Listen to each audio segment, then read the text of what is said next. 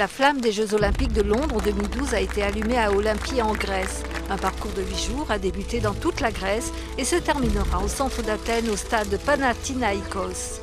Relayée par le Royaume-Uni et pendant 70 jours, la flamme parcourra le pays avant d'illuminer la vasque du stade olympique de Stratford à Londres le 27 juillet prochain, jour de la cérémonie d'ouverture des Jeux.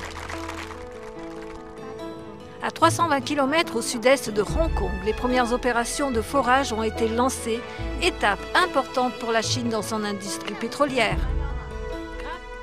Aujourd'hui, 5 engins fumigènes ont été lancés dans le métro de Montréal, paralysant pendant 2 heures 3 stations.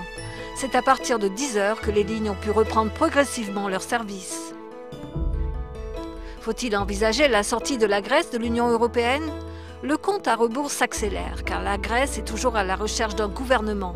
Les nouvelles élections à la mi-juin semblent désormais inévitables.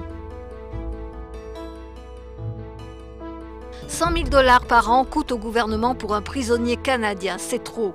Les prisonniers ayant un travail seront imposés jusqu'à 30 %. Le gouvernement fédéral affirme que ces changements permettront à l'État de sauver 10 millions par an. Le 8 mai dernier, c'était la journée mondiale de la liberté de la presse en Afrique, mais les journalistes n'avaient pas le cœur à la fête. Dans plusieurs pays d'Afrique, des journalistes ne travaillent pas librement et plusieurs meurent dans l'exercice de leur métier dans des conditions qui restent encore inexpliquées.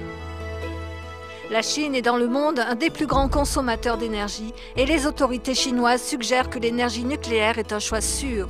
Le manque de transparence et la rapide expansion de l'énergie nucléaire dans le pays préoccupent l'organisation environnementale de Greenpeace.